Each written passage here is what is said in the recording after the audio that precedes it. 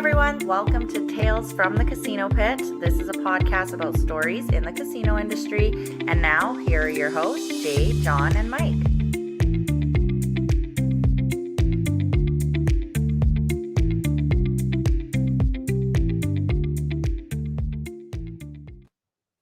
Hi, everybody. Hopefully everybody's doing well on a Wednesday evening. My name is Jay. You can find me on social media at Casino Dealer Jay. And you just got a lot of people running a little bit late today for the live stream, but that's okay.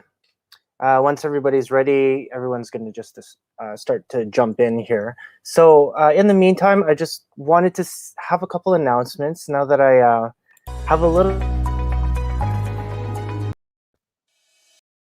Forget about that. I do have a couple announcements. First off, I just wanted to say thank you to the people on the Casino Industry Canada group. The private group has been going strong since the summer. So I really just want to thank everybody for contributing into the group and participating in the discussion and just being a part of it. So I haven't really given a shout out to everybody for a while. So there's your shout out. Hello, thank you, welcome. I also wanted to say thank you for the support that you've given me for the Casino Dealer J YouTube channel. It's actually been 1 full year of Casino Dealer J. So with the content that I was putting out, I really wanted to thank everyone for just this amazing year. I know it's been a tough year for everybody with the pandemic and a lot of unfortunate things have happened. Because of what was happening, at my casino, it gave me some time, and I wanted to find a way to kind of bridge the people that I was working with the people that I used to work with. And it was really tough to do because I was working 2 jobs. So, during that time, it just gave me a little bit of motivation. I wanted to bring out this product that everyone could be a part of. I wanted to find a way to kind of share stories. So having the group has been amazing, and I really want to thank everybody again for that. But also doing the YouTube channel, not just with the tutorials or anything like that, it just gave me so many opportunities to talk with a lot of different people. Not just from the Alberta scene, but like all over Canada and all over the world. And it's just been crazy. I'm so excited. I have nothing to say, but thank you. I totally appreciate everybody in this casino industry. So moving forward, I really want to get a lot of different people in. You saw somebody from Hawaii last time. I've interviewed somebody from Finland. We have a few more people coming up, so I really hope that you're gonna enjoy the content and the guests that are going to be coming on soon. So 365, yeah, thank you, Mike. Mike, again, I know you're not on right now. Mike's been he's got some things to tend to right now, but thank you, Mike, so much for all the support. And without Mike, we really couldn't try a lot of the things that we were doing. So I really appreciate you being the guinea pig for not just this live stream, but also with the our live streams with the games like Pai Gow Tiles and Blackjack. And we did our first on break. I did the first on break with Mike. Oh wow, like a couple weeks into the building of the channel, and it was crazy. We were talking about how we started on the ships, and Mike, I totally appreciate the stories that we were sharing there, and that kind of motivated me to talk to a couple other people. So then I started talking with Arden, and then I brought John in, and then the interview that I did with John, the on break was, I didn't know what to expect. Like, I didn't even talk with John for like 20 years, and we just caught up, and it was just like so many memories kind of it rushed in, and I was just like, oh yeah, I remember this story. John was really instrumental in my development in my career, and he gave me this he gave me the motivation to actually go on the ships and try it out, and it was amazing. I'll never trade any of that for anything. I mean, it was for me, I was 21 years old when I went on the ships. It was the first time that I really left the country, other than going to Vegas one time. So to see and experience everything that everyone was talking about when we first opened up crafts in 2000. All the people that were previously working on the ships, and they came in, and all the people that are coming in and out at the palace. It was amazing just to hear the stories, and it's like, oh, I wanted to be a part of that too. So once I started talking with John, and we did that, we did the whole on break with segment. The intent of the segment was to be 15 minutes. And when I was talking with John, the first time I hit record, like I had my computer, it's like, yeah, John, we're going to do a Skype meeting. I'm going to edit it after. I hit record, and I think we talked over like an hour and a half, which was incredible. I didn't think I was going to be talking like that long, but just to hear John's stories, I was like, oh, wow, this is amazing.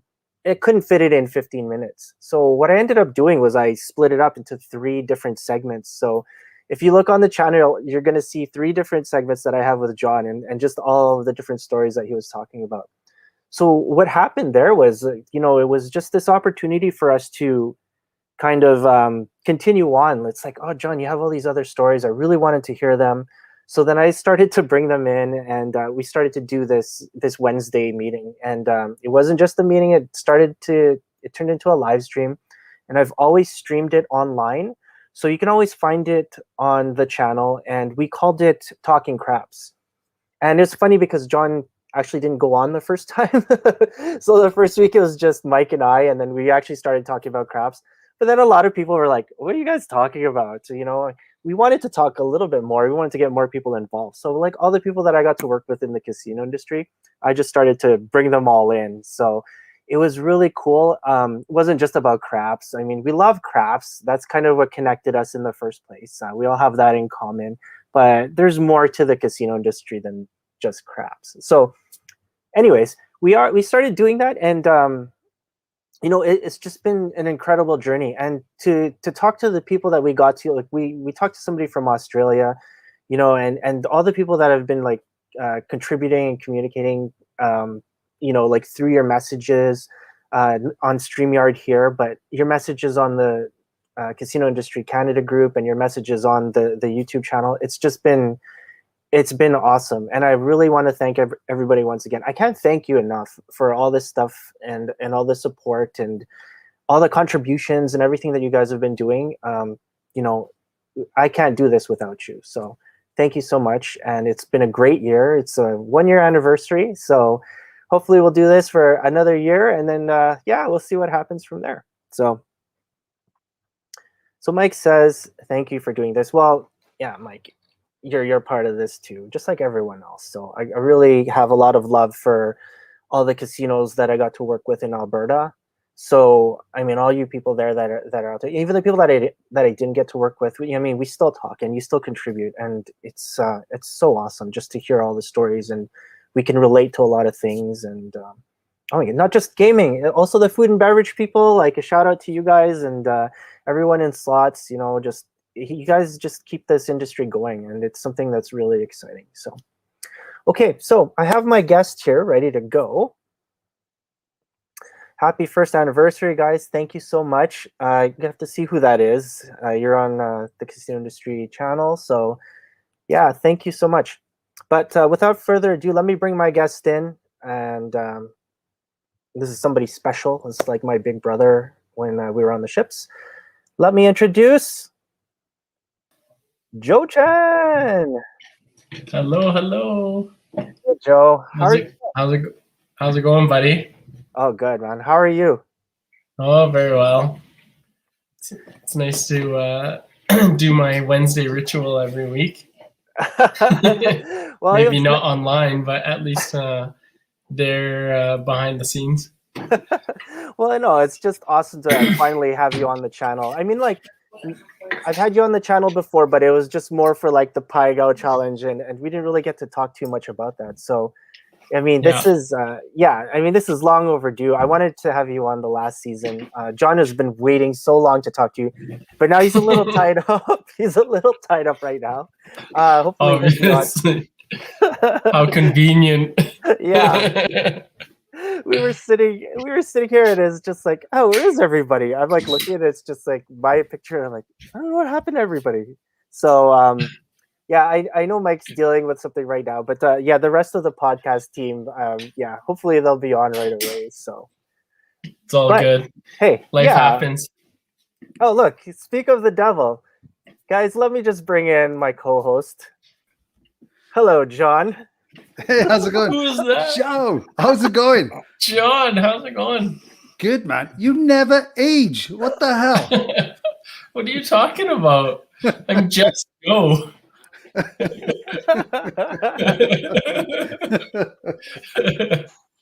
So, yeah, you know what? We're 10 minutes in already. So I just want, like I said, I just did a nice quick spiel at the start, and I just wanted to thank everyone once again. Thanks for being on. And a couple of messages here. Loretta says, happy anniversary. Hi, Loretta. Thanks for sharing the memories. Hey, Loretta. Hi, Loretta. Well, thank you Loretta was also on the show, so thank you so much for your contributions. Thanks for the support, Loretta. I totally we totally appreciate that. So she says, Smokin' Joe, I miss you. I don't smoke anymore. A couple more. Mike says, Joe, did Joe get younger? See? I think so. I'm about 17 now. Or did you guys get older? Yeah, it could be that. Oh, for sure. Yeah, exactly. Yeah. So yeah. Joe, for the people that never got to work with you, could you please give us a nice rundown of your awesome casino career, and just let everyone know, like, the things that you've experienced, the places that you've been. Yeah, I'm so excited to have you on. So first off, let's cover that. Okay, so I guess I've had a couple high school friends that were in casinos back in the day that started like Klondike days in '94, I believe, or '93 maybe, and I thought it was a pretty cool job to have, and I decided that maybe that's something that I'll try out. So I applied at K Days and worked K Days for maybe I think it was only a year. Did that year, then I applied to Palace Casino, and I worked Palace Casino in Edmonton for I think it was like 5 years, and then moved on to the ships because everyone that I knew, John obviously, and Darren as well, were in that industry on the cruise ships. And then after that, vacation times, I would come back and work back at Palace for the 6 or 8 weeks, and then or move on to River Cree, and it was good until then. I decided 2007 that I think it was 2007. Yeah, 2007. That was enough casino time, and it was time to move on. So, yeah, got out of the industry, and the rest is history, I guess. But it was a great career. I enjoyed lots and lots of friends. There's no other job that I've ever worked where I would even consider wanting to like reconnect with people that I've worked with. This is like this is even the current job that I work at right now. I'm like, why would I want to like hang out with them? I see them 44 hours a day or a week. Like, I don't need to see them anymore on weekends. But yeah, so yeah, Wednesdays are a good time. So cool. Yeah. So, do you want to start, John, or? No, I just wanted to say, like, one of my favorite things about you, Joe, is when, like, because everyone who's watched this, we all know especially on craps, you drop cut 5, but you were like, I'll drop cut 6. And I think you're like, I just did it for poker, and then he just like, I just did it on craps too, and I thought it was funny, so I was like, I don't care. You can do it. Who cares? Yeah, that's my hardcore gambling days. Back in the day when we used to learn how to. Like, I learned how to deal Pai Gow in Chinatown, Edmonton. we would gamble after hours. After the casino would close, we'd go to this restaurant and play Pai Gow all night long, and then start at a 12 o'clock shift back at work the next day. Like, but yeah, so yeah, that's what we did back then. It was fun, lots of fun. Oh yeah, you were. That's when you had the energy to stay up all night, gamble, and then go back into work for the day shift, and then deal, and then see if you can stay up. How late you can stay up after the day shift? Exactly. I just always made sure that I had like enough food in my belly and gas in the car for the week. That was it. Okay, I got gas. Let's go. I get tips in 2 days, so I'm good. Yeah, we're good. So yeah, for sure. Well, Joe, you're an amazing Pai Gow dealer, by the way. It was you and Sean and Sarah. Like, you guys were crazy. So not Sean. So you, Simon, and Sarah. Just watching you guys deal, it was just like, holy cow. Well, Arden too. Like, Arden is like, super loud, but he's still really good. But yeah, like just watching you guys deal, and here I am. I'm like 19 years old, and I'm just like sitting there. I'm watching. Like, holy crap, man! I didn't know that there was like so much that you can do on Pai Gow tiles. I just thought it was like another game. But then when you guys were doing it, I was like, oh wow, this is amazing. Like, I just remember you're like, hey, do you remember? Have you seen this yet? And I'm like, what are you talking about? I was like, oh, it's called the power slam. I'm like, the power slam? What is this? So you like do this pile driving move where you flip the tiles over. It's like, yeah. I'm like looking around and like it's just normal for everyone. I was like, nice. Okay. Yeah. Do that. Yeah. Sorry, not just Pai Gow tiles, but you're also one of the originals at the Palace when it came to when we brought in craps there into the city for the first time. So how was that experience? Because you hear my side of the story and just some other people, like Lars was in, Arden came in.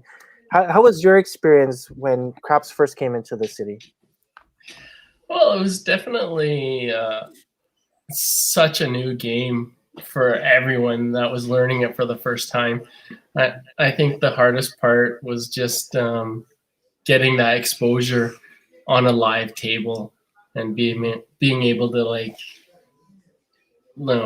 practice everything that you've learned over the 6 or 8 weeks that we did the training course. Definitely center action was something that was like difficult for most people. I don't even remember any of the keys anymore, but it's like, yeah.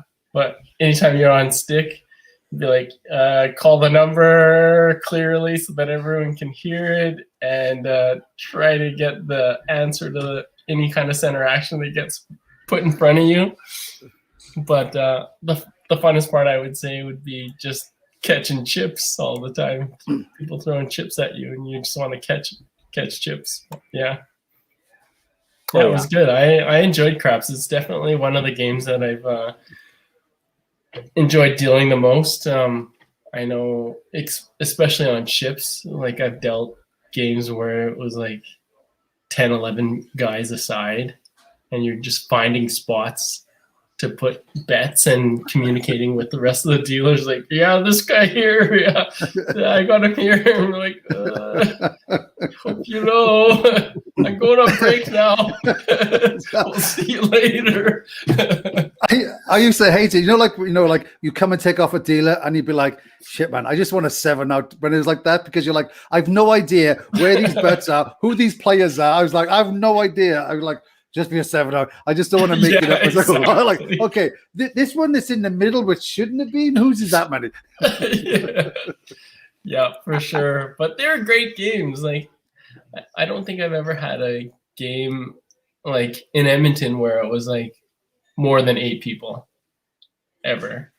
But like to have like 10, 11 guys on a side and be able to deal it smoothly, it was a lot of fun. Yeah, for sure. Oh yeah. Yeah.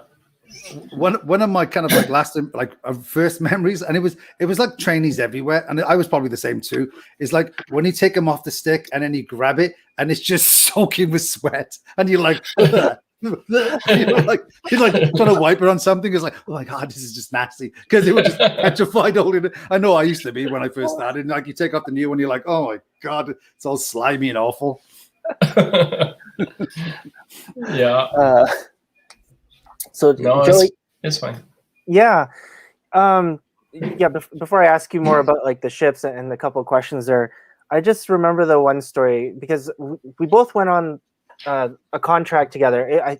It was our first contract before you continued on, and I just remember the first time that like we were on craps and everyone was kind of practicing, and then just all the guys are like, oh, you know this, and this one dude, he just picked up the dice and he like cradled them. I'm like, oh yeah, my trainer back home, he could do that, he did it, but he's like, no, watch this, and he stalled it, and I'm like, oh, okay, this is cool. I like wanted to learn that so bad, and I'm like, the whole week, it was like a week and a half, I think. Every time I was on, it's like, oh, come on. I wanted the table to be dead just so I can practice it. So then, like, whenever it was, and then the first time I got it, I was like so happy. And then I think the same, like in one shift, you're like, oh yeah. And then in one day, in one shift, you just did it. Do you remember who that was? No, he Russian? Was he Russian? I think it was Sasha. Yeah, it was Sasha. Alex. I believe it was Sasha that showed that. I was just I'm pretty sure it was him. Yeah, it was. I was just so like blown away. Just I mean, like John showed us so much stuff. I'm like, oh yeah, check this out, and then there's still like moves there that I never saw. Oh, right? yeah. We never did. I'm like, oh yeah. But you would never use that in the live game. No, never. Of course. Oh, check this out, guys! Like, what, you want center action? No, it's okay. Like, I can balance dice on a stick. Actually, when I was in Grand Prairie, I actually did go on stick, and I did launch them and give them to a guy. Like, and then he caught them and he rolled a 7, which was cool. So I did use it on a live game. Yeah, I would never do it like here at home or anything, but I'd probably get fired. But yeah, it was no, I mean just part of the experience, just going on the ships there. I just remember like the first week, and like you were fine, but for me, I was just like, here I am, and I really didn't like the start because I thought that the ships weren't going to be that bad when it came to like how it was rocking and like getting your sea legs. The first day I was just like, oh, this isn't so bad. But then once like a couple hours in, like I'm holding onto the table and like it's moving and I'm like, oh no, I don't like this. I had to I'm one of the dudes that like I had the little bands with like, I had the gravel and a whole bunch of packs, and I had the little bands with the pressure thing. Yeah, I would wear that for like months before I felt comfortable. Yeah, no. For you, it was like, yeah, this is okay. Like you were all normal with it. The hardest part for me was like, for that being our first ship, it was the Mercury Celebrity. It was the creaking that you would hear on the ship, and I was like, what the heck is wrong with this cruise ship? Like the whole thing is creaking. I'm like, is it gonna fall apart? Like, what did I get myself into? Like, I'm like, all the time, if there was any kind of like, not even rough seas, but it was like so creaky, and that was the only cruise ship that I've ever dealt with that. And I was like, man, like that's enough to scare someone away. I worked on a gambling ship out of San Diego, and it was a converted car ferry. So it would ride and it was no cars on it, right? So the ship would ride up really high in the water because it was used to having like the cars on it to kind of drag it down. So it would move all the time. And the first night I was there, I went to bed, and I was like, what the hell's that noise? There was like this rhythmic knocking, and I was like, I have no idea what this is. It took me about 2 days to realize I had the bottom bunk, and there was a bowling ball under the bed. It wasn't even mine, and it just kept rolling back and forth, and it was just like, oh, what the hell's that noise?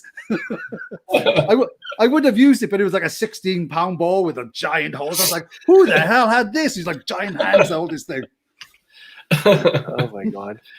Yeah, it's crazy. Some of the things that you inherit working on a cruise ship in the cabins, like, oh yeah, you can just take those and we'll leave those behind.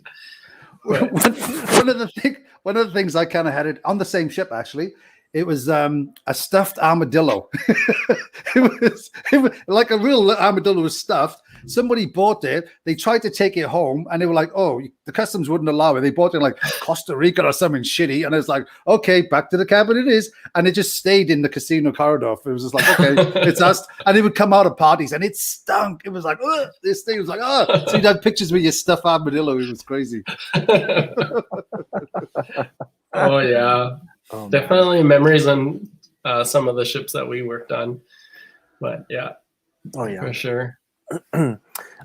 Sorry, just a couple of comments here before we move on. Oh, and also one of our co-hosts is here, so I just want to welcome Danny.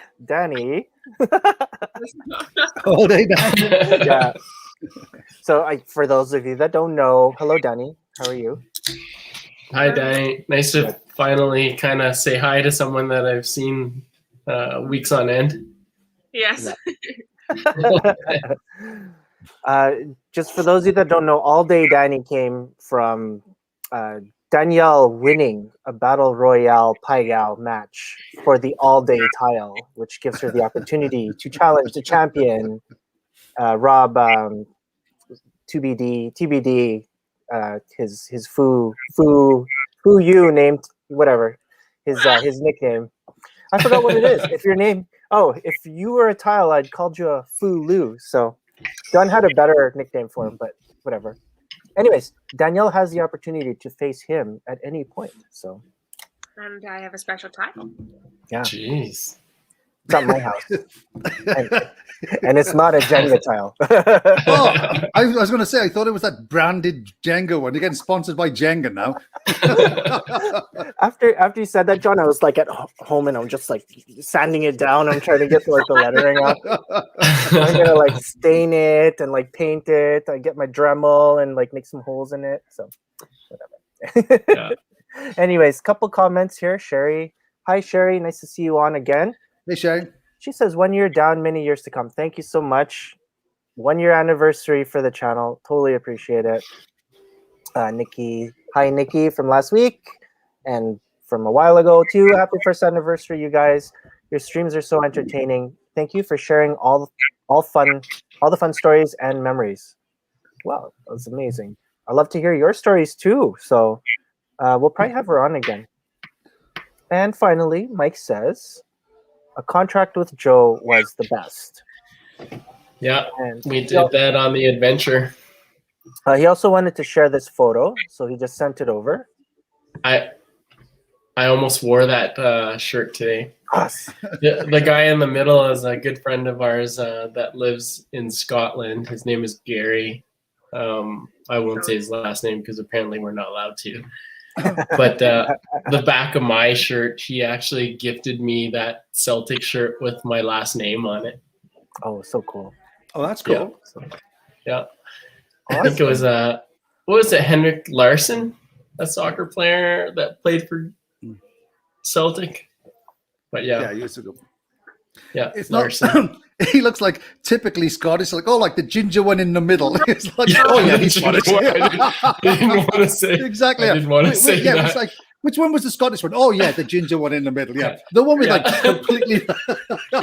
Yeah, this is a private group. He's not on it. Exactly. Yeah, exactly. Yeah. He's pasty white ginger. Oh, he's Scottish then. Yeah. For sure.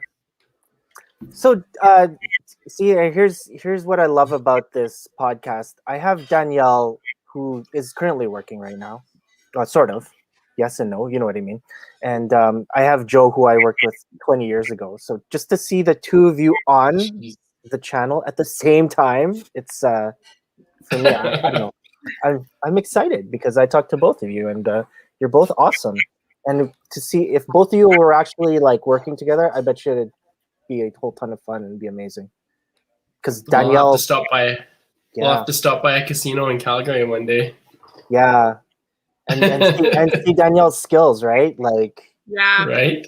If I'm not on like my 11:30 p.m. to 10 a.m. shifts anymore, that was like my schedule before the shutdown again. So, and then like one day 7:30 pit boss. That was it.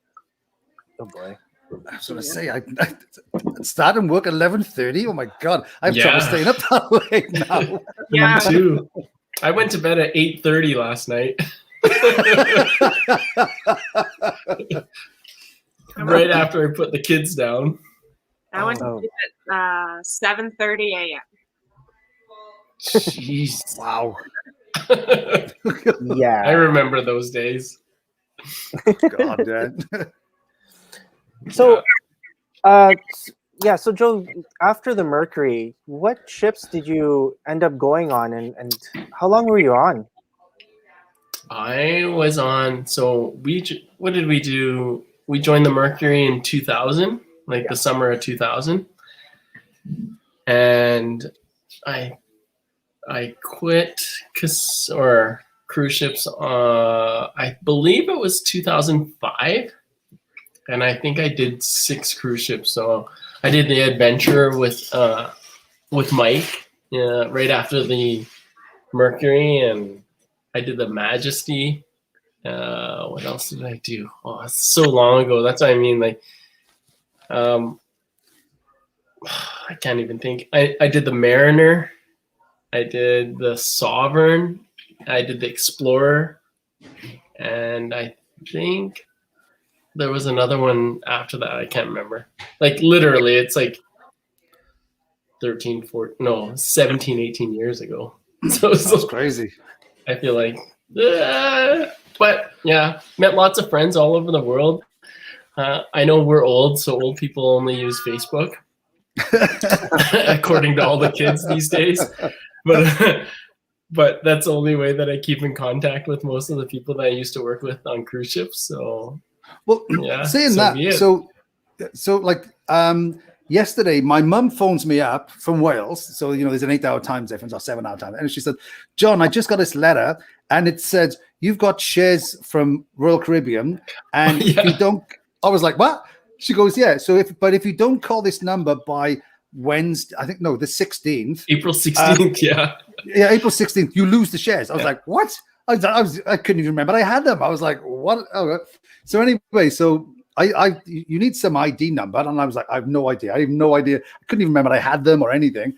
So I actually posted. You might have seen it on Facebook. I posted, and everyone was like, oh, there was like 50, 60 comments on it. But I ended up, somebody reached out to me. I didn't even know. They're like, oh yeah, John, here's your ID number. A friend of mine, Dave Brooks, he's like, hey, John, your number's one digit away from mine because me and you joined the same time. So it's like, oh, okay. So somehow I managed to get it now. And it was like $900. I was like, bargain. Imagine what it would have been like before COVID. I know, yeah. Because like, exactly. Yeah. Because one of the other guys was like, posted like, Alan Jarvis, and he's not on it anyway, so he doesn't care. And he was like, oh yeah, John, they were like $140 a share before COVID. Now they're like 80 or something. I was like, shit, man, I should have sold them then. Yeah, exactly. Oh wow. So, what was your favorite contract? My favorite contract? Well, that picture that Mike had posted of Gary, me, and him, because Gary is from Scotland. He actually got engaged to his wife now and decided to come on a vacation, and they flew to Vancouver and drove to Edmonton to come and visit me and Joan while we stayed in our condo. That's where that photo was taken. But I met him on the Majesty, and I can't even think of one day on that contract where I didn't drink at least 6 beers, like on one hand. Seriously. So at some point in the middle of that contract, the Majesty was like an old ship with like lots of cockroaches, and it was pretty nasty, but they had one casino designated cabin called the Pub. I don't know if John, you knew. I was on the Majesty. I wasn't in that cabin because it was this massive one called the Pub. And it was a ridiculous party room. Yeah. So the 2 people that had signed off were staying in the Pub, and they needed to find someone to replace it. And it was me and Gary and one other guy Guillaume, we all got along really, really well. And they're like, yeah, we'll do it. We'll stay together. Like 2 of us will stay together. They decided that they didn't want Gary or Guillaume to be a part of the pub because they thought it would get too rowdy. So they're like, Joe, you can have it to yourself. And I was like, what? So like there would be one night where I would be sitting in there and I'd be like ready for bed. It's 5 o'clock in the morning. The door knocks and they're like, if the door is closed, the rule is you don't bother the person. You let him like do his thing. So they would knock on the door every day and it'd be like, yeah, get in, come on, let's drink. It's 5 o'clock in the morning and everyone would just still come in and start drinking. I'm like, okay, I guess this is the responsibility of, staying in the pub. But yeah, that was probably my favorite contract for all the people. And yeah, it was good. The Majesty had a really cool bar too. Like this crew bar, wasn't it? You could come out and you could come out on deck as well to it.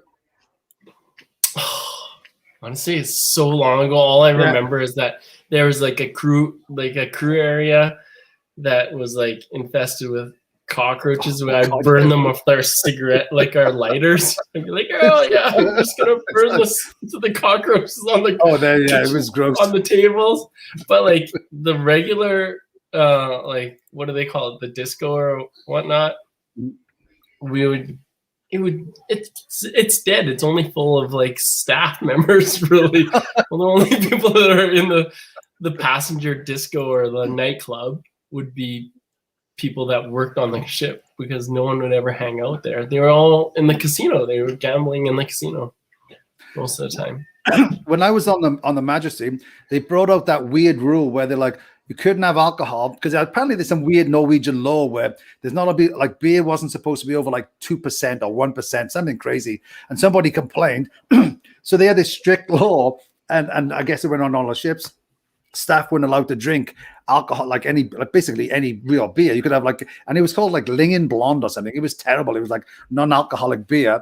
But the food and beverage manager was like, we can't have that. Our sales will drop so much with all the staff not drinking, especially the casino. He's like, okay, you can have anything else alcoholic, but no beer. We're like, okay. So we're just drinking everything else. It's just like, oh yeah, I'll have, like Bacardi and Coke on your break. Like, oh yeah, because it's not a beer. I remember there on the Mercury, actually, they had that 100 shot club or the beer. Oh God. Yeah. And they actually banned that game that everyone would play. And I was like, really? So basically what it is you have to drink a shot of beer every minute for 100 shots. Oh, for 100 shots. Wow. For 100 minutes. That's crazy. I've heard that's like an hour challenge or something. Yeah, so if you didn't drink your shot within that minute, like you had 1 minute and then you'd have to drink the next shot. If you didn't drink it in that minute, there would be penalty shots of like a shot of vodka. I think that's what it was. And you could go to the washroom, but if you went to the washroom, you had to make sure you were back before the minute for your next shot. If you didn't, then you got another shot of vodka. But I thought, like 100 shots, like how much is that? That's not that bad, is it? Over 100. So much. But it's bad. Yeah, it's bad. Oh, but it's the fact. I mean, I remember one time. I probably shouldn't say this, but I will anyway. I remember one time my wife and I were playing. We come back from the bar and we're still pretty sober. And we only had I think we had like 4 or 5 beers left, nothing too much. We're like, oh, I tell you what, we'll play shots. We'll play crib. We're like, okay, we'll play shots. The point differential. No, I think we had 6 beers. But anyway, we're like so if I won by 5 points, she has to do 5 shots of beer. But literally within I must have been about 4 hands. It'd be like, okay, that's 9 shots of beer to you. She went through like 3 cans, literally in about 4 hands, and she's like, I that's it. No more. I'm going to bed. And then she went. It was just like she was just done. Oh yeah, for sure. It's So crazy. What's something that you really miss from working on the cruise ships then? Well, definitely not the alarm that would wake me up for a crew boat drill at like 9 in the morning if you've been drinking till 8. Oh God! You go to bed for an hour, and all of a sudden the alarm goes off. You're like, oh. But things that I miss, I think the biggest part is just like meeting people from all over the world, and especially now, being able to like still communicate with a bunch of them that you got along with super well. I think just the friendships that you make, and I guess even like dealing with different personalities, you learn how to like deal with different people.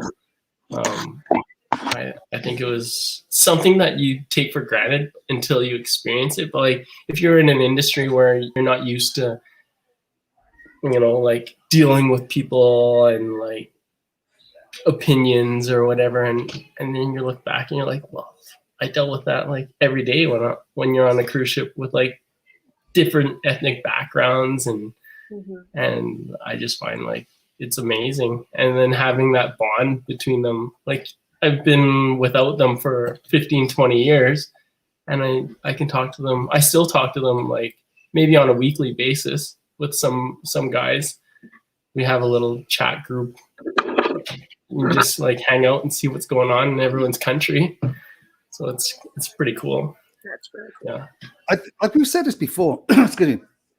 Like working in casinos, like it's a shared, like we've all got a shared experience, but that gets kind of heightened when you've worked on cruise ships, because like we all understand, like, oh my God, have you ever slept in for a boat drill, or a Coast Guard drill, and things like the cabin inspections, and like, oh my God, yeah, I got a story about this, but it's, and then I don't know, like, oh my God, how many times I failed cabin inspection? It was ridiculous, right? So yeah, but it's like, it's just like a shared experience, and like, even though like after all those years, and it's, I suppose it was back then when we had like, there was no internet, and like nobody would, I don't know, hardly anybody would write letters. Do you know what I mean? If you got mail, you're like, what? Who's writing to me? Do you know what I mean? Yeah. What, postcards? Oh yeah, that's a nice picture. Let's write a postcard to someone. So yeah. A friend of mine, I want to try and get him on. Actually, he's from Lethbridge, and I shared a cabin with him in Europe, and his name's Trevor. Anyway. And his mum said, oh, when you go to all these places, send me a postcard. And she said, I tell you what. And she printed them out. He was so lazy. She printed her own name and address labels. She said, just throw it on there and put a stamp, and then just write something. And he wouldn't write anything. He would just stick the address, a stamp, and throw it. And it was blank, nothing else. You just send it a postcard. So it started up. I started writing these postcards for, like, we get, cabin parties, getting drunk. So I would start writing on him. He's like, oh, sure, whatever. So I just make up stuff. Like, I told him he was like married to this 45-year-old woman, and he was snuck in the cabin, and her 2 kids. And then he was like, oh, that's funny. And then he'd mail it to her. And I just carried on this story for like 5 months. He never corrected him at all. He was just like, oh yeah. Yeah, it was just so much fun. Yeah, for sure. I remember I worked on the Adventure, and I found the I don't know what it was. There was like a code, because they had computers on the cruise ship in your cabins, and I found out the code to like get free internet. It was amazing. I was like, holy, I got free internet in my cabin. This is like back in like Danny, this is back in the day when like no one in Canada used text message. We're like, what's a text message? Who uses text message on their phone? And I was like, and all of a sudden you got like internet in your room. I was like, this is crazy. Yeah, but I remember that day. I was like, holy. Then they found out at some point, and it was gone. And the last month or 2 months of my contract were miserable. I found that the first ship I worked with my wife, it was what was it? The Legend of the Seas. It's gone now, and it's probably like part of refrigerators now. Just crunched it up. Anyway, when we got off, back then, like I said, we didn't have any email. There's no. I found the fax number for the ship, and I would send drunken faxes to the ship, like Rhonda Holland in the casino, and I would just send drunken faxes to her. And then, yeah, she was like, "Can you stop doing that?" I found the 1-800 number to get phone calls directly from land to my cabin.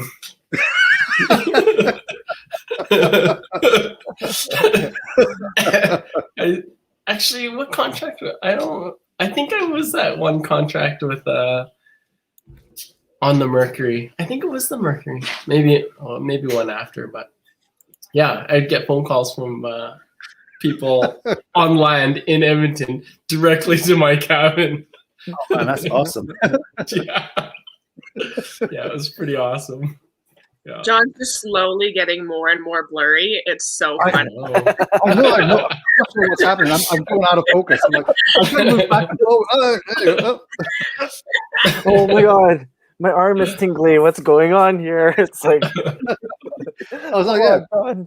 I'm fading out. I keep telling myself to don't go towards the light.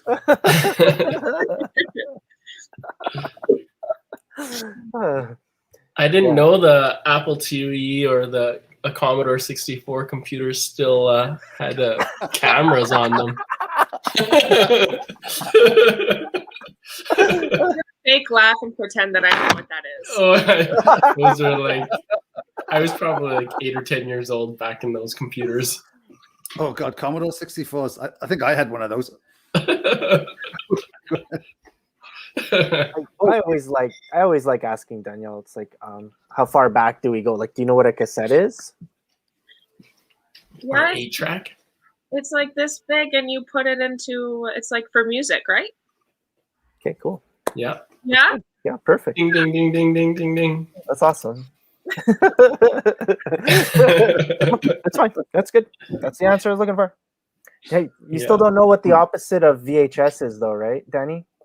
The opposite of VHS. Well, yeah. I mean, like, 'cause I think we talked about this a few weeks ago. Because I'm like, oh, there's Blu-ray, HD DVD, there's Xbox, PlayStation, there's Nintendo, Sega, there's VHS, and Laserdisc.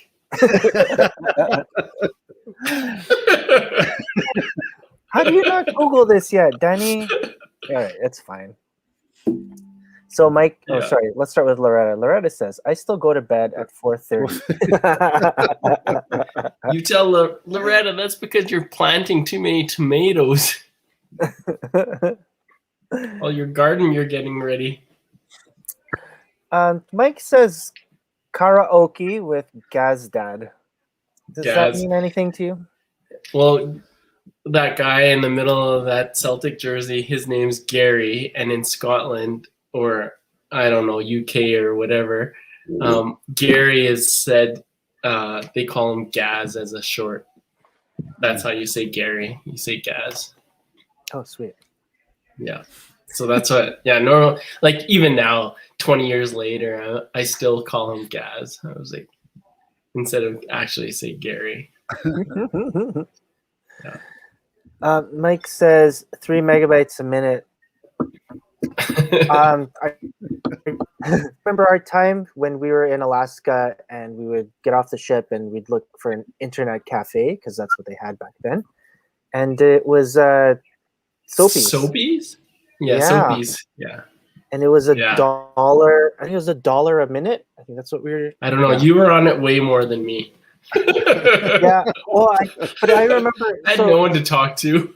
I was just talking to my brother, and I'm like, "Oh my god, how long am I going to last on this place?" And yes, I've unearthed some other skeletons in my closet, which I'll save for another time because there's some interesting stories that came out of it. But I just wanted to bring up that we also went to like Hawaii for the repositioning cruise, and I remember that it was $1 a minute there too, but it was a long minute. Like it took forever in Hawaii for like internet to come on. I just remember like, oh yeah, someone sent an image and I'm trying to send a photo over and it's like the picture was like and it was loading and you're like, oh, I think we're gonna go for a drink. I think Danny would have closed the window already. When I was like first went on the ship, so a friend of mine was like, "Oh, we went to like the internet cafe in San Juan. Was it Oscars? I think it was Oscars. Anyway, so my friend was like, "Oh, look, do you have an email?" I'm like, "No." I'm like, okay, I'll set you up. I'll set you one up. And he set one up for me and one for Rhonda. Actually, Rhonda, she still uses that same email address today. And me, I was like, okay, I've set it up. Now what? I'm like, I didn't know anybody with an email. So I was like, I couldn't email. I was like, I don't know anybody with an email. So yeah, so I set it up and then quickly forgot about it. I was like, meh, whatever. This will never catch on. Yeah. Oh yeah. Oh, look at this. Danny's Danny. not looking. Danny's not looking. So just, looking. you should have just turned it off. No, that's okay. Just still doesn't get it. That's okay. You don't have to get it. Was it Do you called? remember those? What was it? What was those 8-track? The 8-track player for your car, and you could get a cassette converter for it. So you could put a cassette tape into an 8-track player and then put it into your deck on your car. High tech. High tech. Now Sure. now I'm getting phased out of this conversation.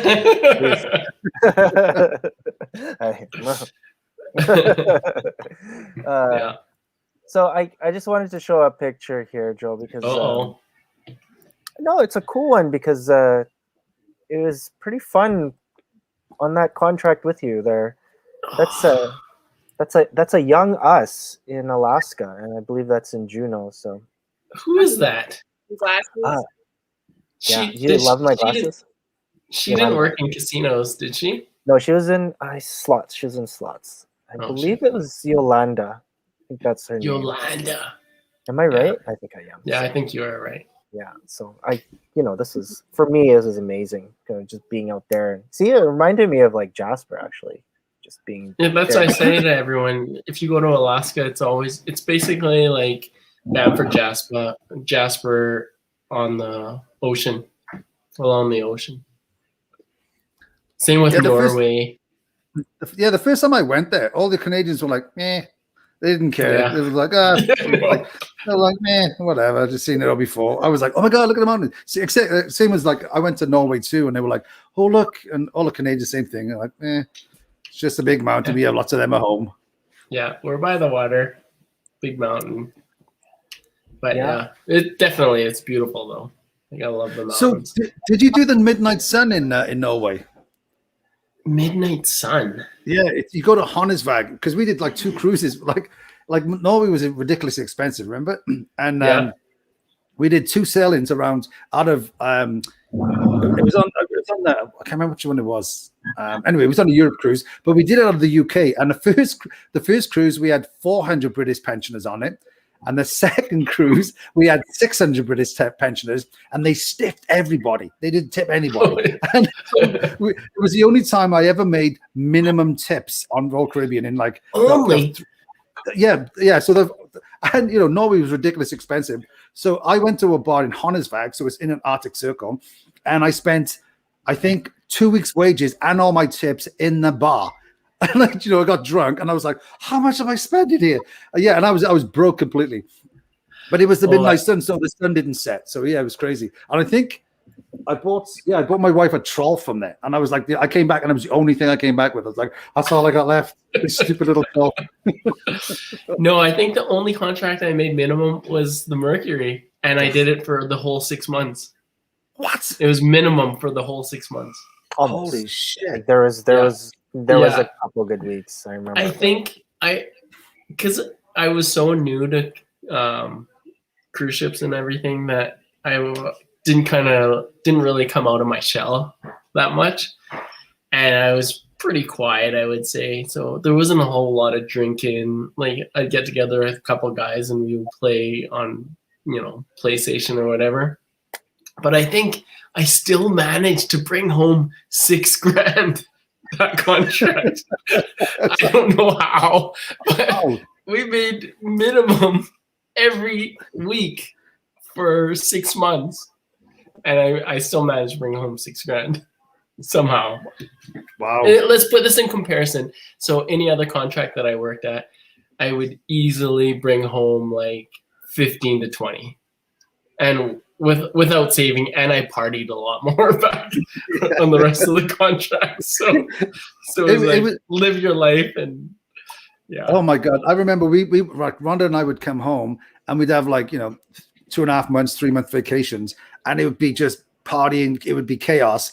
And then we'd basically go back on the shift with enough money for the taxi to get us to the ship. Like you get off the plane, okay, like we'd have like maybe $100. we just like blow everything on vacation and go, okay, we got to go back now because we're just completely broke. But it was so much fun. You have to borrow money the day that you get on board so that you can buy brand new bed sheets for your bed. They're like, oh, we got to go to Ross's. I need money to go buy my bed sheets. I remember that. Yeah. Well, I mean, the reason why it was minimum for a lot of it was because, well, first off, we were doing like 14 days. We weren't in the Caribbean. We were in the Caribbean 1 week, and there was like a hurricane, and it moved us from like Eastern to Western, and then there was only 10 of us working, I think, and that was like really good money. That's the only thing I remember. But then 9/11 happened while we were on the ships together, and then we ended up going to South America with no Americans, and it was all South Americans playing, and they don't tip there in South America. I remember that, and it sucked because. Yeah, we were making like less than minimum, and it was Christmas, so you're sitting there and like Christmas making like you make more at the Palace back home, and it's like, what are we doing out here?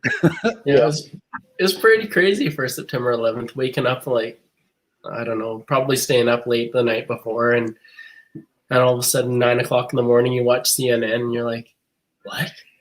And then 10 o'clock it's like, okay, we're gonna do a mock. Bomb search on the casino floor. We'll see how that goes. And we're like, what the heck happened? But yeah, it was pretty crazy. It is one of the 3 times that I think that I had breakfast there, because we never make the breakfast hour just because of like your hours. It was only like a short period of time, but yeah, like everyone was like awake at that time, so everyone's let's go have breakfast and see what's going on. So. I think the only time I ever made breakfast is I just partied until breakfast. And then it was like the best meal of the day because everyone's so drunk and like all the degenerate casino people are there like, oh my God, more eggs. So the worst part is if you drank through breakfast and you missed it. And you're like, oh, I missed breakfast. What am I going to do? Oh yeah, and then you go to bed terrible. And then you'd sleep through lunch, and then you've gone like almost like 24 hours without eating anything. Without eating anything, yeah. Like, oh, yeah. Oh yeah. For sure. That was. Or was it all bad? No, it was good. It was actually a lot of fun. And it was really bad when he went, and then he was like, the only good day was when they would do when they would make. From like different places around the world or something. I don't know. That's what you said. But so I just I heard it was bad. Well, the food wasn't the greatest for sure. I actually think I developed a bit of a gag reflex from eating there too much. I'd be like, oh yeah, no, I'm not eating supper tonight. nothing works. Oh, yeah, it was just but then you used to cook in your cabin. I mean, we'd have like a sandwich toaster, and you'd have your fridge full of stuff that you're trying to make it and not set the smoke alarm off. And then I always did, and they'd be like, oh, the bridge would phone like, what's wrong? I'm like, oh, I just got out of the shower. It's just to condensate, the steam for the shower. And there you're trying to like bacon and eggs in like a sandwich toaster. It was crazy. Oh yeah, like UK version for like instant noodle, they would call them pot noodles. Oh yeah, pot noodle. Be like, oh yeah, pot noodle. Oh yeah, I gotta have pot noodle. But like, if we were drinking one night till like 4 o'clock in the morning, we would just walk down to the galley and be like, oh, and they'd be making all the breakfast buns and like croissants and like all the danishes, and we'd be like, can we grab some of this? And I'd be like, oh yeah, go ahead. So we're like filling baskets with buns and at like 4 or 5 in the morning so that we have something to eat before breakfast. Oh, it was a lot of crazy times. As long as you knew people and knew where to go, Cruise ships was pretty amazing. Like the back end side of it that no one ever sees or does. It was a lot of fun. Lots of experiences there for sure. Mm-hmm. Mm-hmm. But yeah. Oh, sorry. Oh, go ahead, John. did you? So I had one of these. I'm guessing that Loretta said she had the cassette to the 8-track converter. I think. Look at the smile on her face. That's for sure what it is. Exactly. Yeah, Loretta is telling us how high tech she was. So, Yeah. guys, welcome. Thanks everyone that's been on. I just, when I started, I was like just by myself here, and what I really wanted to do was actually like, wear this jacket because this is one of the only times Casino jacket. I know exactly wear this really, really nice jacket that I don't know. Did they give this to us for a Christmas present? No. No? Did you have to buy them? I don't I know. think you had to buy them because I was I never think you given had one. to buy them because I was never given one. I must have been on ships at that time. Yeah. No, you were on. This was like before we went on the ships. Yeah, I was given a pair of slippers. I wasn't given a leather jacket. Yeah, I was given a fleece blanket. Oh yeah, I had the blanket. I had the what did I have? Like the blanket, the pair of slippers, and that game. Remember, like the companion. Like actually, that was the game thing. I still like. I was like, oh, I still got that. My kids occasionally play it, but I don't know what I have the slippers and the blanket. Yeah, no, I have none of it now. Nothing. Really? I just. Oh. Are you there? There you go. Loretta said, "No way, you had to buy the jacket." No. See, this smells like my mom's closet because that's where I. So, yeah, it was nice to bring this back in. Oh, you know what was in the pocket? An unopened pack of Palace Casino cards. Ooh, check those out. Oh. Did we actually deal with these cards or were they just given as promos? No, I think we dealt with them maybe for a short period. I would say. I don't think they're very good quality. Oh, really? I don't know. They feel really good. But Loretta said the vest was the best. I have one of the vests actually. I still have that. I only used to wear it when I was taking my dog for a walk. But yeah, I had one of. I think that was given to us, right? Did you have one of those black vests? I think I had the vest too. I might have given it to my dad. Yeah, I for sure didn't buy it. I love these things. That's hilarious. One last thing. Remember, like, I'll go back on the ships anyway. Do you remember all those T-shirts we'd have, like the T-shirts to give away, like the jackpot ones you give away, and all the rock and roll ones? Yeah. And like, whenever I was coming home, I'd just steal a load of them, or I'd just get a lot of them, and then give them out to my family. After about the first, like, second or third contract, they were like, "It's okay, we don't want any more T-shirts." Just like I just forget to buy them stuff. They're like, "Yeah, no, it's okay, we don't want any more of those. Stop bringing them home." I think I still have one or two of them at my parents' house. Every now and again, I'll go into my old bedroom and look through my dresser, and you'd find like I actually have the last contract that I worked. We were doing the Western Caribbean, and my last contract was, or my last itinerary was through Cozumel, and a bunch of guys and girls, or everyone in the casino, signed a No Name Bar T-shirt that I have at home. I should bring it out one. Yeah, so it has everyone on my contract signing my my last week. Oh, that's really cool. No Name Bar T-shirt. No Name Bar is like a place that everyone used to hang out, like all the time in Cozumel. It's just, and it's known. What was their motto? Was like no cones allowed. Yeah. So no cones, as in no passengers or like tourists. Only like it's like crew members. It's like a crew bar. That's cool. But yeah, I still have that. I actually saw that maybe a month ago at my parents' place. But yeah. You mentioned that you were a little shy on your first contract, and it took you a while to come out of your shell. And you were the second youngest person. I was the youngest person, and you were the second youngest person. Everyone else was kind of like in their 30s on our contract, and we were like 20, 21, 22. I kind of disagree with that comment because I was with you for that contract, and I'm just going to show you this one picture here. Like, who's this guy? Who's this guy that started going to the gym like 2 months in, and just has his shirt off here? Is really shy. I don't know. In our soccer game in Ecuador, I don't know. You tell me. How many soccer fields are like full sand? Oh, like you can't slide on any of those soccer fields. Yeah, it's funny that you mentioned that. I was in net for that game. It's funny because I'm never in these pictures because I'm the one taking them, and they're like so awesome, and I want to be a part of it. I'm never in them. But anyways, we were playing soccer in Ecuador here, and I was in net, and I went to like dive, and I like just freaking scraped my knee like you wouldn't believe because there was like broken bottles just like in the sand. And I was like, are you kidding me? Like we had to go to like the pharmacy. I was like, oh man. But that and like the hitchhiking was crazy there. Like we had to there's no cabs in Ecuador, so yeah, that wasn't fun. No, it was a good contract. I enjoyed that. Actually, that was the one contract that I actually started working out.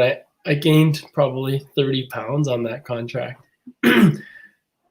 Yeah, Jaylee would be sleeping all day long, and I would eat 5 meals a day. I'd wake up to have breakfast at 7 o'clock, and then I'd have lunch, and then I'd have afternoon tea. And that's back in the day when they actually had midnight buffets, which they got rid of probably a year or two after. Yeah. And I was eating like 5 meals a day on that contract. Yeah, and you also taught me the art of like eating actual normal food too, because you would tip the guys, like the stewards, and they would actually bring you like New York steak for like a few bucks. And I was like, oh, the whole time, like at the start of the contract, I'm like, I have to eat this. I don't even know what is this fish called? And it was like it was a weird like yellow, and then the next month it was like another fish, and it wasn't like I just wanted plain rice, but it was like yellow rice with some weird stuff in it, and I'm like, I just want to eat normal stuff. It took me like a month until I realized that Jaylee, just give him $1. You'll get a chicken Caesar salad or a steak or a New York steak, man. Just give the guy $1. Do you remember? This is how I lived. Like you guys, like when I had the day off and you weren't, like we didn't have the day off together, I would go up to like deck 12 and just get pizza and then come back down. Like I would go in uniform to go up just to get a slice of pizza to eat something. And then I found out that there was actually little boxes of cereal underneath like the water and like the juice machine. So then I was just taking that. And then the only other thing I was eating was Pringles. Yeah, it was Pringles for $1, pack of smokes for $1. This is all in the staff bar, Danny. So like we had our own little staff bar there.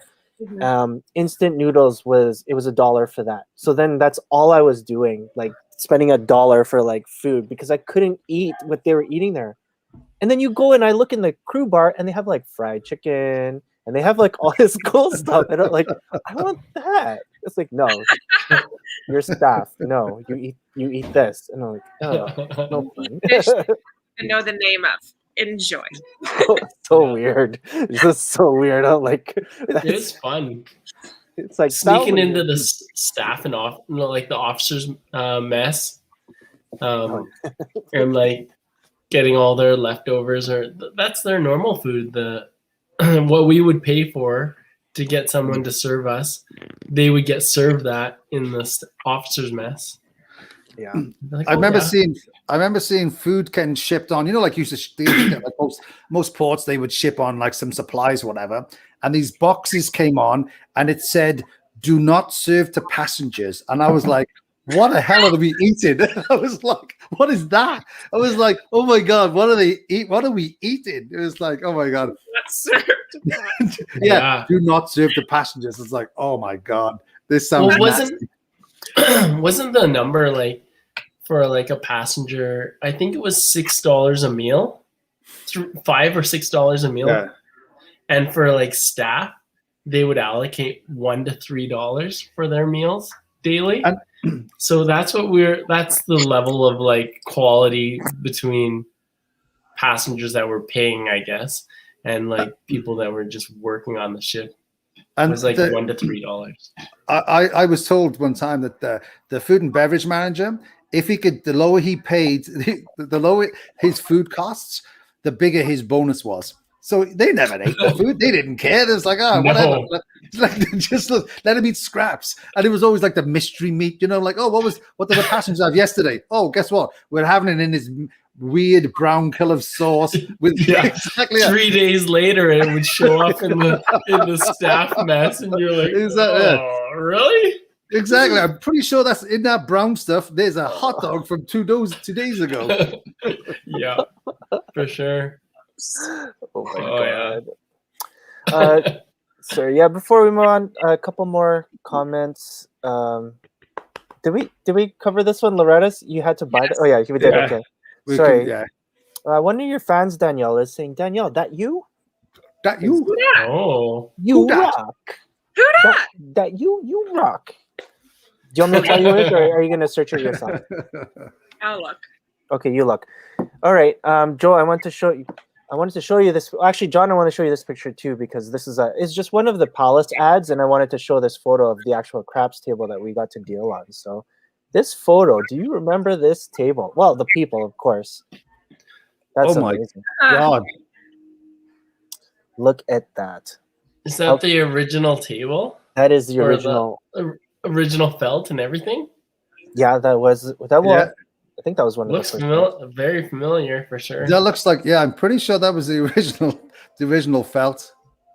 Oh wow. I want to say like 100% of the people that are actually pretending to play on that table didn't know how to play.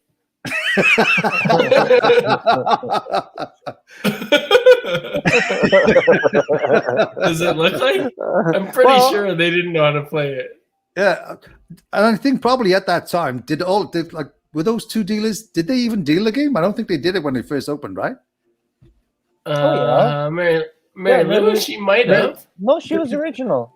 She was original. Yeah. Okay. Carissa, I don't think is original.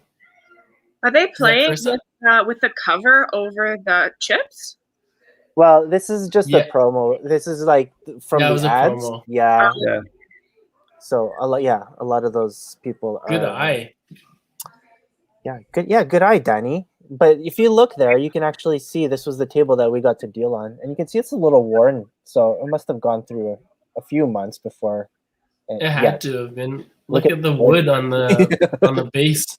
Yeah, you can see it's all. At least like the mirrors aren't cracked yet. Do you see the roller coaster in the back? That's yeah. That was a cool thing about the Palace, because when they had like the windows that overlook Galaxyland, you could see everything going on there. Especially Fridays every second month, whereas Rock and Ride, it was just ridiculous. But I love the plans. I tried for I think about 4 years to get him to move the table over to where you know where the bar was? I'm like, yeah, we should move it over there, and then we get the traffic from the poker players. I mean, that's the best. To be honest, I only wanted to move it because it was that big screen TV, and I could just watch the TV easier.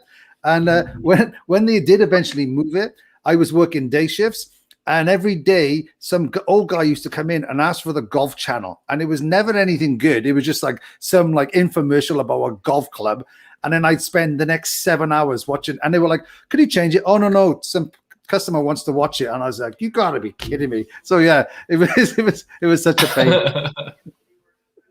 Oh wow. Yeah. So that's hilarious, John, because like you actually did get it moved over there. Yeah, eventually did move it, yeah. Did it get moved over there? Yeah.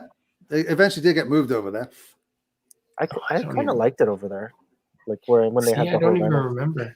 Yeah, because it was like closer to the bar. I was like, there's more atmosphere there. It's like, it's closer to the bar when you have the band, and you get the poker players because they play it anyway. So why wouldn't you want to be close to them? So I thought it was a better place. It sounded convincing, but I just wanted to watch TV. And you didn't get to watch what you wanted to watch. No, I couldn't get to watch it. I was like, man, this old guy wanted to watch some golf infomercials all day. He wasn't even there on that side. Yeah, exactly. He probably just wandered off. Yeah, he went to play slots like by high limit, so he wasn't even close. Joe, I want to show you this picture as well because there was a period of time, and guys, I do these live streams and I try to make it fun, and I do this championship belt.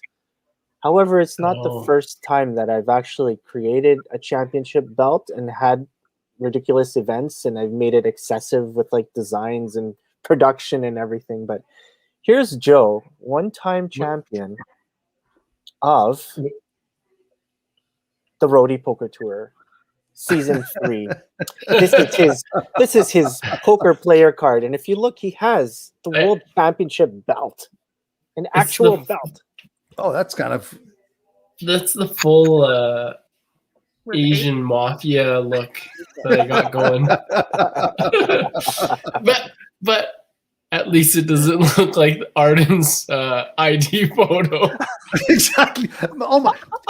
That wasn't even him. I was like, that's not even you. Someone's doing it. It's Manny, isn't it? Exactly. It's from Modern Family. I only can say that because I'm friends with Arden. So I just wanted the photo back on board.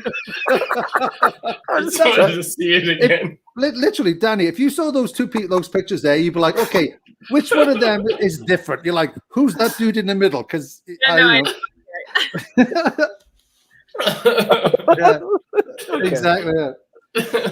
Yeah. I'm good friends with Arden, so I can say that. But that's a terrible photo. It's so funny. It's so bad. Yeah. Do you remember your ID, Joe? What it looked like? Yes. So, see, I know everyone's been taking photos of their ID and stuff. I'm sure they're sitting somewhere in my parents' house. But the only thing I can remember is my P number. But yeah, like do you have it? Do you remember the picture? I may have a Pit Boss photo. Oh, just how do you find man? Not bad. I've seen worse.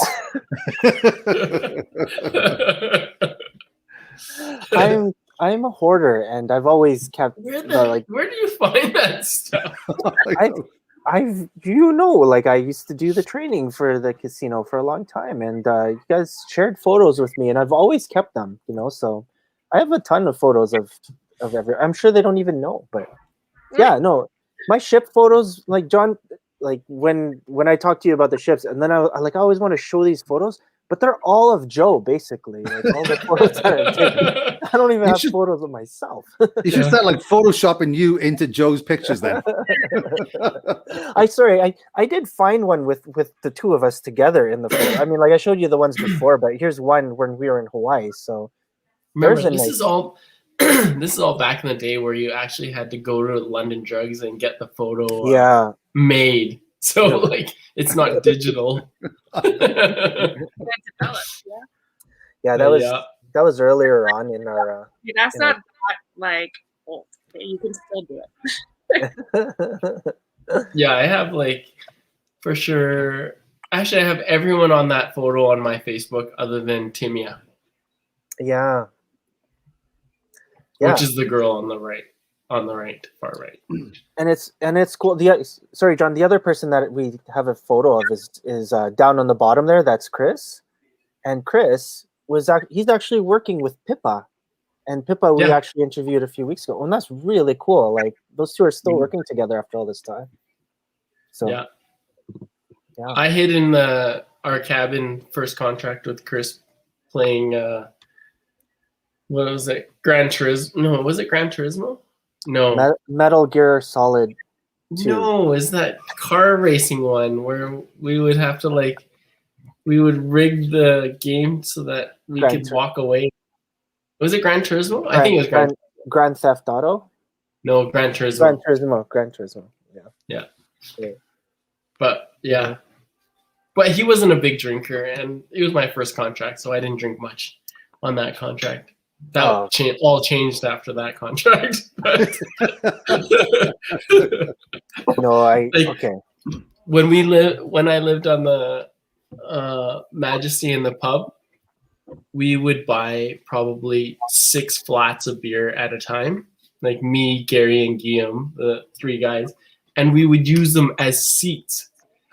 And we would drink all the beer out of the fridge that we would run out of. I think you could fit like 28 beers in the fridge. We would run out of that, and by like 9 o'clock, be like, should we? We'd look at each other and we'd grab the warm beers that we were sitting on and just like drink a couple more warm beers that have been sitting in the cabin for like, oh yeah, this tastes fine. Yeah, it's good. Yeah, we drink warm Coronas at like 9 in the morning. Oh my God. Yeah. That is. It was a lot of fun though.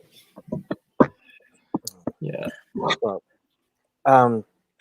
okay, and sorry, and I this brought up another thing because like I was the youngest in the casino at the time, but the dancers were a bit younger, so I just got a lot of like flack. It was just when Joe and I were together, that was cool, but then like when Chris would come in, man, I would get so much flack from the two of them, like all the time.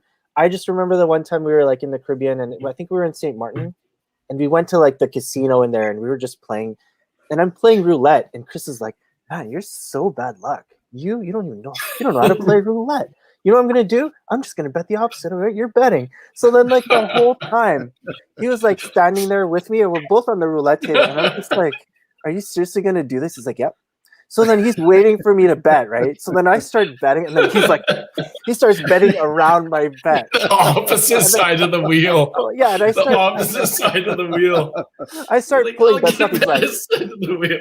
He's like, you're not gonna bet that? Okay, I'm gonna bet that right now. And then he just did that, and of course, like he won, right? So then, like he's just like, yeah, it's just ridiculous, the teasing and stuff. But it's funny now, but like back then, I'm like, man, you guys gonna be like that all the time. So it wasn't me. I didn't like roulette. They had I don't know, Danielle, if you remember, they had Royal Ascot. Any kind of horse racing electronic game. Have you ever seen one of those? Just got it put into our casino, like right before we shut down. Oh, okay. Yeah, I know the one. Yeah. Yeah, I know the one you're talking about because I just saw it. They have it at the mall here now too. So it's so big. Yeah. So back in the 90s, Sega actually created something called Royal Ascot, and you would actually put quarters in, and it was 6 horses that would race. And yeah, they had that in the Caribbean, which was ridiculous because it was just outside. Like you go in the door and you go in there. And I think I won like $120 from like 50 cents. And I was just like, yeah, it's the first time I won anything anywhere. Yeah, because we used to go, we'd see a bunch of casinos because there were some in San Juan, there were some in Aruba, and then there was some there. And like, I would never, ever win. And that's when like Chris would like tease me because I never did. So, and we went to South America too, it was amazing because in Argentina we went to play and nobody spoke English. So we're like, okay, they were trying to play craps and like, you knew what the numbers were, but other than that, they were trying to talk to us and like, it was Spanish. They were trying to talk to us in Spanish and we're like replying in English. And all we could say was like, un cerveza, barco, propina, like those are the only words that we were like saying. And like, yeah, all the South American people we worked with weren't even there, right? Because like, yeah, we've been there already. Don't worry. Yeah. Oh yeah. A lot of those Caribbean casinos were so dodgy, especially like St. Martin. You go in and you're like, oh yeah, you're like, I'm pretty sure this is like they don't put all the cards in the shoe, or it was like a complete rip off. Be like, I'm gonna lose anyway. I'm just gonna lose faster. Oh yeah, yeah. I still remember a bunch of them. One was like the beach club, or Rouge and Noir. Oh yeah, I Or remember that. like One. yeah. But there was a bunch of them for sure. There were some nice casinos in San Juan. I like the casinos in San Juan. Yeah. If you did your match plays, it was good. Oh god, the match! You go all there. I remember one time it was like 8 of us went to get the match plays, and we're like we bought in on roulette, and we're like we'll just parlay it. Whatever you win, we will parlay it, and we just end up like okay, it's how many chips? We just put them all in, and then put them all on numbers, whatever, and we never ever won. No, It was just ridiculous. that's actually probably the best game to parlay your match plays. But yeah, it was a lot of fun. Everyone would do their match play runs every whatever Saturday or Sunday. Saturday, I think it was for us. But yeah, there's so many casinos there. Yeah. Same as Curacao too. They used to do it in Curacao too. Those sketchy ones too. Those ones are sketchy, for sure. Yeah. So, Danielle, has this kind of leaned you one way or another after listening to a bunch of old guys talk about the ships? Has it kind of motivated you or kind of just disgusted you? It sounds like a lot of fun. It's just like right now, like with everything going on. Plus, like I have this stupid cat. Like I'd have to figure it out for sure. But I mean, it's definitely something that I've considered and something that like I would like to do in my future. Hopefully, like it won't be too long, but yeah, it'd be nice. Try it out. 6 months contract, just 6 months. See if I like it. If I do, I might continue. That'd be cool. Yeah. I don't think it's as wild as it used to be from what I've heard from people I Probably still know. not. There's probably a lot more rules now. Yeah. So, yeah, just on that, because Danielle, you're 22, right? Yeah. Yeah. So, Joe, you were 22 when you went. Now, is 22 like the right time to go, or would you go when you're a bit older? What's your opinion on that?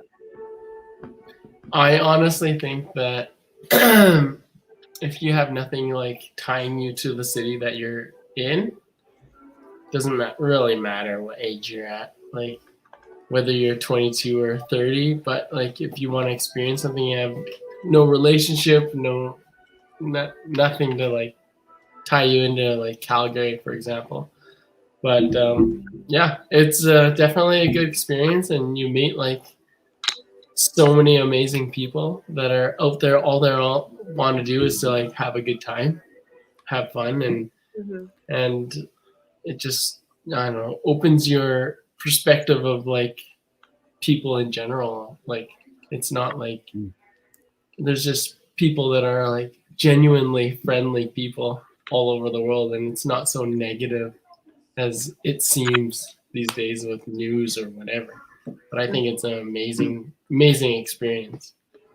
Yeah. I think that was one of the best things about it, to be honest. Like like the people you work with, like in a casino, and you get to work with people like you work with South Africans and Australians and British and Canadians, whatever. But even on the ship too, there's like people from like all over the world you get to meet, and it was like for the most part, I mean, I thought majority of the time people got on well, right? I mean, obviously it's like everywhere else, people do argue and stuff like that, but it was a great way to actually meet people from like that you wouldn't generally meet. I mean, like, living in Edmonton, I don't remember how many people from South Africa I met, but working on ships, I met tons of them, right? Yeah. Not only that, like there's so many people that I've lived in and worked with in Alberta that don't even own a passport. And you're like, what? Yeah. Really? Like you gotta travel, man. Like you don't know what you're missing. Like, yeah, it shocks me to like not ever own a passport. And I think, yeah, I mean, and that was the best thing about it, to travel and see these different places. I mean, like, I did it travel. I was on ships for 6 years, but I traveled for probably 18. It was so much fun. I got into so much trouble and had so many laughs, and then I just leave and try and find someone else to work. So it was yeah. For sure. Mm-hmm. Lots of fun times right there. Yeah. So this one's for you, Danny. So Loretta's saying, sorry. She's saying, do it, Danny. I wish I got in the industry when I was younger. I would have loved to be on the ships. Yeah, I definitely think I should. Oh, Joe, we lost your camera. Are you still there? Or not? Joe's checked out. He's like, my commitment was till 10. It's 10:03. See you later, dude. Poof, I'm out of here. Oh yeah, it is 10:03. I'm like, Yeah. wait, we haven't hit an hour and 30 minutes yet. I forgot that I started. Yeah. We were all a little late. That's right. For you. I'm like, hi, I like stuff and I sometimes people. do these videos. Well, Nicole was watching too, so she was. We missed to say, if Joe stayed on, he's just like, no, I'm on. My commitment was till 10. No, I'm out of here. So he's gone. So she said hi to him. Okay, cool. Oh, Joe, you are there. I am. Okay, what happened to your camera? I turned it off because I had to use the washroom. Okay, never mind. I could So still hear you on my headphones. Oh, okay. That's good. I'm not Yeah. going to answer. Just a couple previous comments. Yeah, Mary Lou does deal craps. I remember because she was part of the first class actually. Her and Shirley and Sue, Lars, Rayanne. There's a whole ton of people that we didn't even mention. Like after like a year, right? We haven't even brought those names up, but yeah, not just them, right? Yeah. Loretta's commenting to John. They moved it when they expanded the Caribbean pit. Yeah. The Does craps that pit. game still exist? Caribbean stud? Yeah. Or either. Not in the Draw stud. Danny. No, you don't have it there. You have 3-card poker. Yeah. Well, we have. Is it? I think it's 4-card poker. 3-card. 4-card poker. Yeah. Yeah. I thought. Yeah. I thought they got rid of it years ago. They did. And you know what replaced it? Ultimate Texas Hold'em. That was the game that's kind of taken over. That game is huge now. Like Yeah. especially we have like 3 or 4 tables of it now. Yeah. Crazy. People love it. There's like wait lists. Lucky dealers. Yeah, well, that's a thing. It's not a ticky-tacky game though. It's you have to know poker in order to understand that game. So you can't deal it like let it ride or. But we have so many dealers who don't deal poker, but they deal UTU. Yeah, well, here in the casinos that I worked with, nobody could do that. So because they were not, I don't want to say competent, they actually had to have the poker dealers put it in the rotation. so the poker dealers are like, "Are you effing kidding me? I have to go." That was my way out of that rotation. Be like, sorry, I don't deal that game. I don't know how to deal that game. I think I said, yeah, Joe. I think I said because when I was working at Yellowhead, it's like they close craps down at like 12, and then it's like, well, you're gonna have to go on that table because there's nobody else. So I go on like 4-card poker. I never dealt the game. I didn't take any training. So then I would go there like a minute before I'm supposed to, and I just watch the hand before and just see what I remember, and then be like, yeah, it's fine. Everything's on the table. It's all written down. We can do this. Let's do this. Ask the players what the payout is. What's the payout? Yeah, What, 40-1? Okay, yeah, sure. Yeah, 40-1. Yeah, you win again. How lucky you are. Yeah. Like, oh well. That'll teach them to put me on this game again. So yeah, I mean, holy crap, guys! It's an hour and a half already. Although you were all late, but still, it's over an hour and a half. Joy, like any final shout outs before we end our podcast? Anyone you say hi to?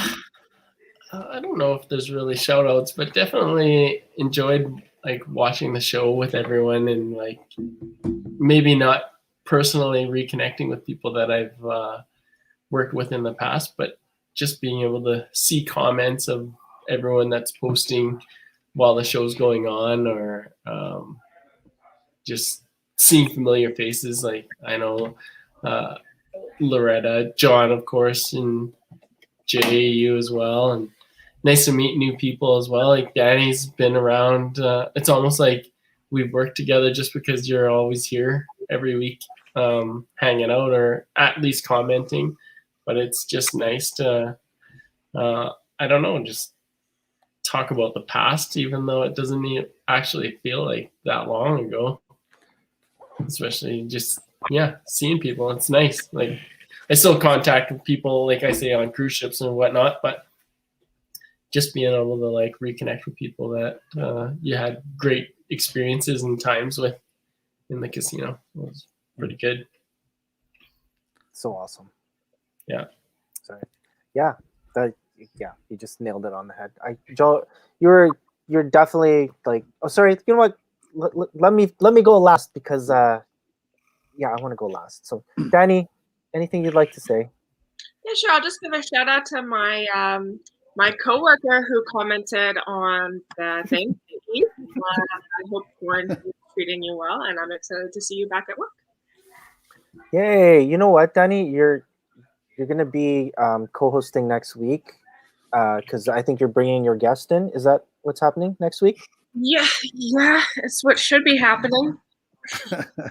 So good. So yeah, you and John can drive next week, and I can finally take a break and not be the first person on the live stream by myself, acting all awkward and stuff. So. We do that on purpose. Yeah. Look at it. He's just sitting there. I won't join yet. I'll just sit there and watch him.